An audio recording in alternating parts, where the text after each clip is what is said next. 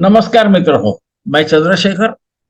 और हम हमारे जो वर्ग चक्रों की श्रृंखला चालू है उसमें अभी हम D60 अर्थात षष्ठ्यंश के बारे में देखेंगे। जैसे कि हमारी आदत है, पहले से हमने क्या कहते हैं उसको परंपरा पाली है, परंपरा बोल सकते हो आप, कि ये जो हर पुष्प है ये वर्ग चक्रों में, इसमें हम जो जातक का जन्म लग्न कुंडली और अंश कुंडली ये दोनों बाजू बाजू में देते हैं, वो मैं थोड़ी देर से आपके साथ शेयर करूंगा, आपके साथ साझा करूंगा। कभी कभी अंग्रेजी शब्द आ गए, मराठी शब्द आ गए तो मुझे माफ कर दीजिए। बहुत ज्यादा भाषा में बोलने से ना गड़बड़ होते रहती है। तो आप करोगे, मुझे मालूम, उधार हो जाएगी। तो ये षष्ठ्यंश क्यों देख, आपको पता है मैं थोड़ा सा अलग ढंग से देखता हूँ। तो पाराशर जी ने बोला है अक्ष वेदांश के चैव षष्ठ्यंशे अखिलम इक्षय। मतलब जिसको D45 बोलते हैं, अक्ष वेदांश बोलते हैं, उसे और षष्ठ्यंश से, इन दोनों वर्ग चक्रों से आप सब कुछ देख सकते हैं। अब ये सब कुछ का अर्थ ऐसा होता है, क्या वो मूल जो लग्न चक्र है उसको, उसका अतिक्रमण करेंगे? नहीं, वो कुछ और चीजें आपको समझा सकता है ना। जैसे कि हमारी आदत है, हम वॉरेन बफेट जी का ही लग्न कुंडली लेंगे या जन्म राशि चक्र लेंगे, ताकि एक तो सुसूत्रता रहे। उनकी अब जीवनी आपको मालूम हो गई है, और इसमें यदि मैं कुछ भूल गया तो भी आप वो जोड़ ले सकते हो कि कौन सी चीज में भूल गया। आपको मालूम है मैं जिसको स्वयं स्फूर्त बोलता हूँ, मुझे वो लिख के रखने की आदत नहीं है। तो कभी कभी मेरे अंग्रेजी में जो मैं इसी का यही संभाषण अंग्रेजी में भी करता हूँ, कभी दोनों में कोई फर्क रह गया तो इधर का उधर यूज कर लेना, कोई चिंता न कीजिए, क्योंकि दोनों जगह जो बोलूंगा वो मेरे हिसाब से जो सत्य है वही। आपको पता है कि इसमें हम केवल राशि दृष्टियां देखते हैं। हम ये भी देखते हैं कि जो भी भाव को देख रहे हैं वो भाव, उसका अधिपति, उसका कारक, इनके बारे में हम देखते हैं।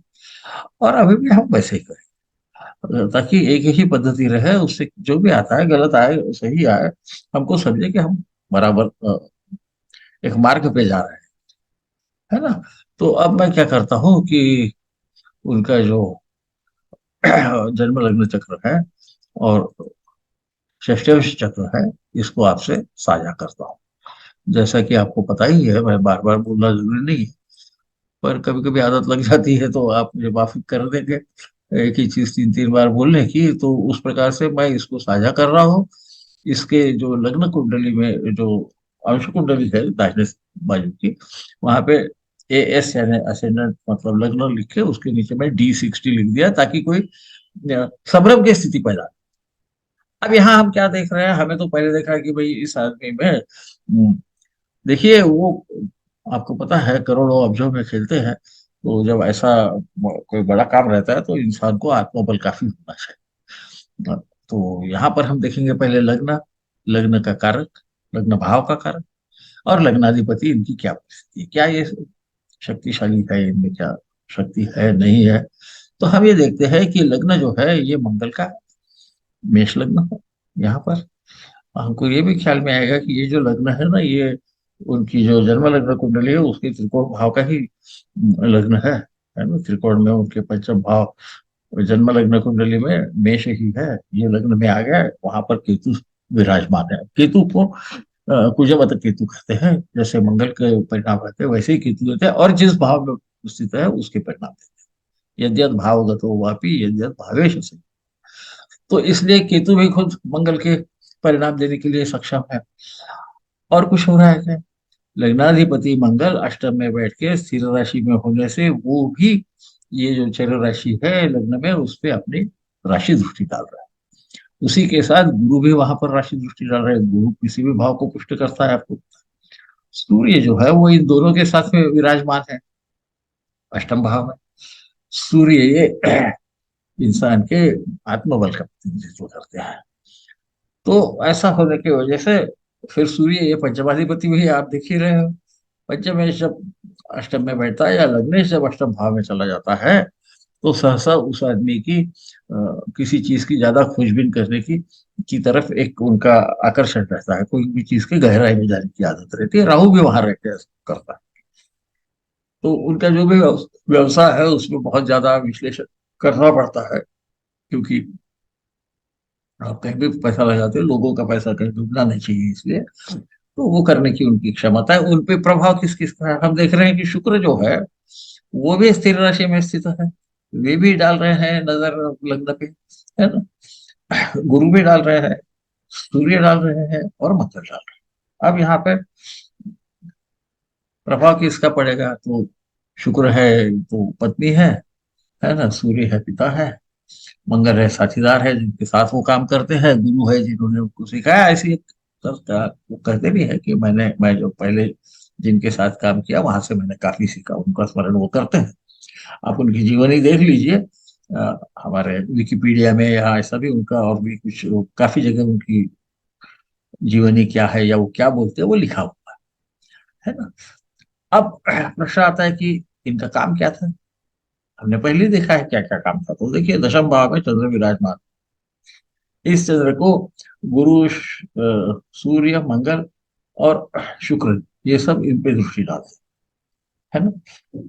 तो हमें मालूम है कि उन्होंने कोका कोला में भागीदारी ली थी, जो कि एक द्रव पदार्थ है। शुक्र भी वहां देख रहा है, थोड़ा महंगा रहता है ऐसा सा द्रव पदार्थ, टेक्सटाइल्स, यानी कपड़ों का कारखाना उनका था, कपड़े पहनने के नहीं, वस्त्र जिसको हम बोलते हैं, उसके कारखाने में उनकी आज की जो कंपनी है वो मूलतः टेक्सटाइल की कंपनी है ना, कपड़ा की कंपनी थी।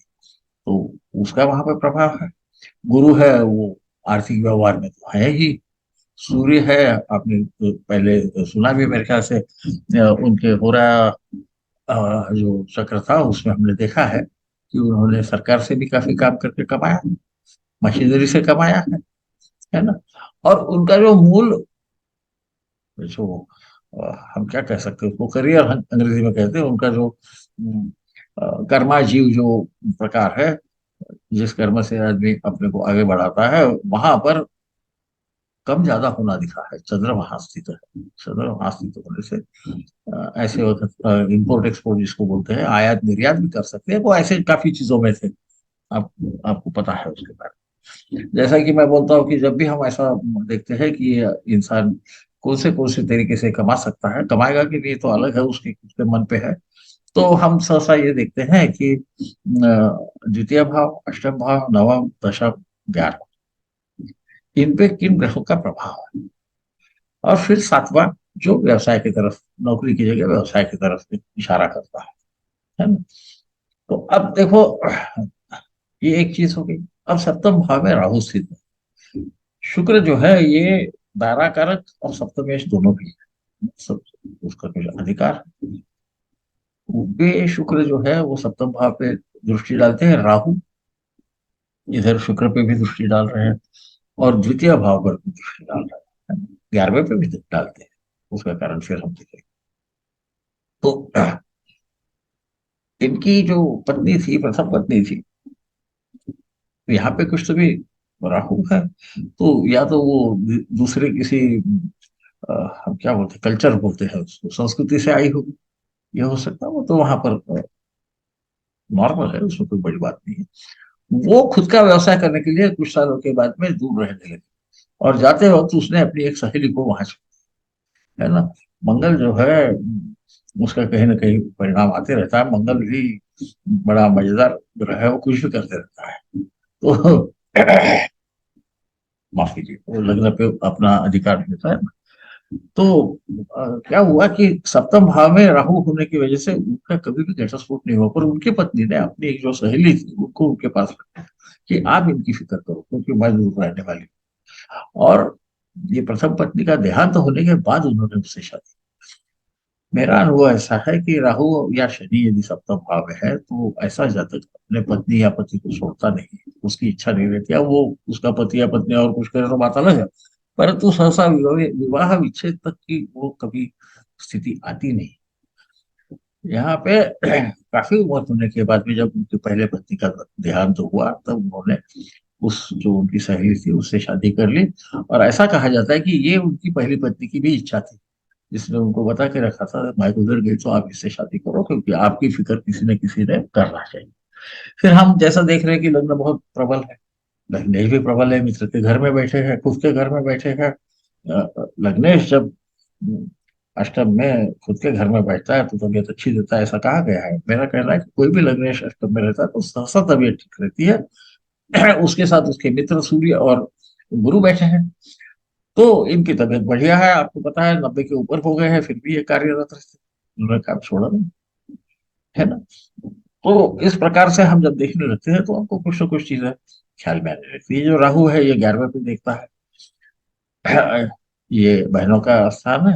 उनको दो ही बहनें थी, बहनों का है ना, भाइयों का भी स्थान है, तो उनको दो ही बहनें थी। केतु भी 11वें पे थे, तो विप्रतम केतु और केतु भगिनी बाहुल्यम ऐसा कहा गया है। दोनों भी शायद उससे पड़ी थी। तो इधर तृतीय भाव जो है, जिसको भी हम बहनों का भाव कहते हैं, हमारे रिलेटिव जन है, रिश्तेदारों का भाव कहते हैं, वहां पे उधर खुद के राशि में विद्यमान है ना।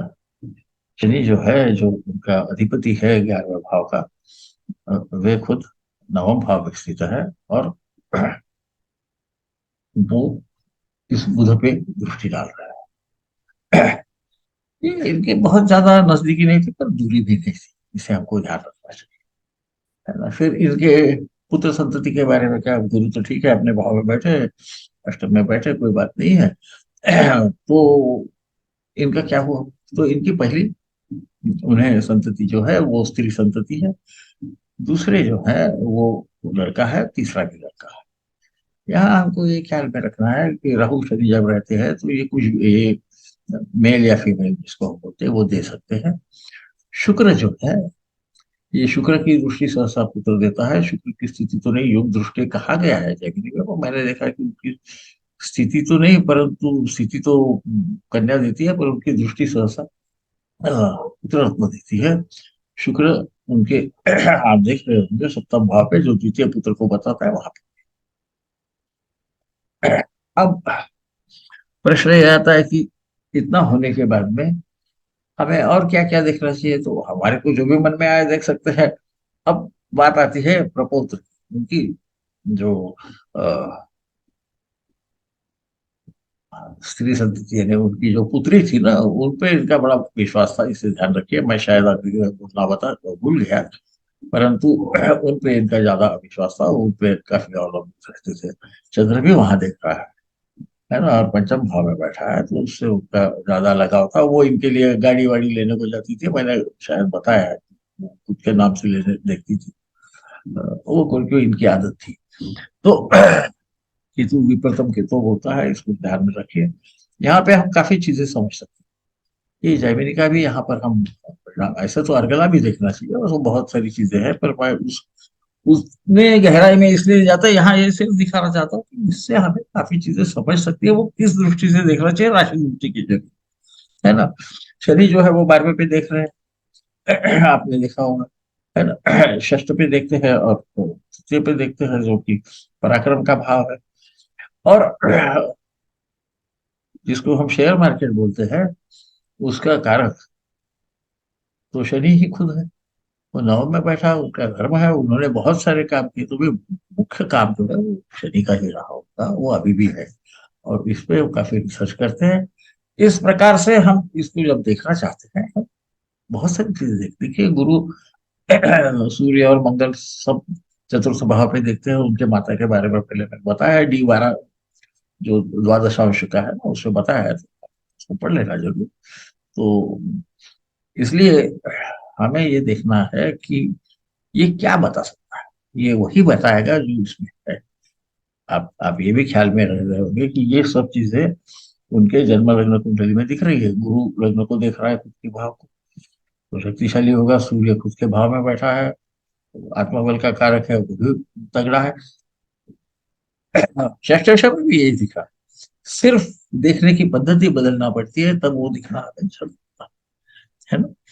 इस प्रकार से हम ये देखेंगे तो हमें काफी कुछ चीजें पता चलेगी। ये मैं इसलिए ये भाषण संभाषण दे रहा हूँ, लोगों की काफी इच्छा थी। मैं थोड़े अलग दृष्टि से देखता हूँ, आप लोगों को मालूम है उनका व्यवसाय ही ट्रेडिंग यानी खरीदना बेचना था। देखिए तृतीय भाव से बुध जो है वो राशि दृष्टि से 12वें पे देखता है, ध्यान रखिए, नवम पे भी देखता है।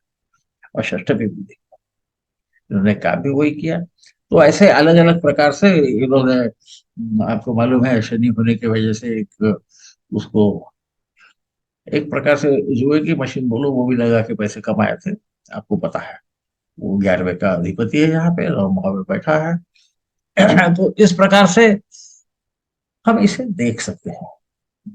क्या मैं बार बार इसको प्रयोग करता हूँ? मैं जब मुझे आशंका रहती है कि जो ये इंसान बता रहा है वो इसके जन्म लग्न चक्र में नहीं दिखता, तो मैं फिर उससे संबंधित जो चक्र है वहां जाके देखता हूँ क्या वो मुझे कुछ बता रहा है। हो सकता है कि मेरी कुछ गलती हो रही है, इस वक्त मैं देखता हूँ। अन्यथा मैं जन्म लग्न चक्र और नवांश पे ही ज्यादा ध्यान देता हूँ। जिनका मेरे से संबंध आया उनको पता ही होगा। यहाँ हम देख रहे हैं, देखिए कि विशोपकबल में हमने दश वर्ग इसलिए लिया है कि वहां पे 5 बिंदु इसको कहते हैं। षष्ठ सबसे ज्यादा वहां मिलते हैं और आप देखेंगे कि इनके जितने भी यहाँ पर ग्रह है 10 के तो ऊपर ही है। सूर्य है, सूर्य को देखो आप, चंद्र को देखो, सब सबकी शक्ति काफी है। यहाँ मैंने 10 0 4 5 लिखा है तो मेरे ख्याल से वो 14 है, तो मेरी गलती है और उसे मैं कबूल करता हूँ। है ना, 14 होगा। और बुध जो है, चंद्र है 12 45 है, मंगल है 13 48 है। बुध तो 15 के ऊपर चला गया है। तो 15 के ऊपर जाने का अर्थ ऐसा है कि वो 15 और 20 के बीच में अत्यंत ज्यादा शक्ति दे सकता है। वो ट्रेडिंग का, व्यवसाय का, खरीदी बिक्री का अधिपति होता है। गुरु 13 है, तो आपको 10 के नीचे कोई भी नहीं दिखेगा। है ना।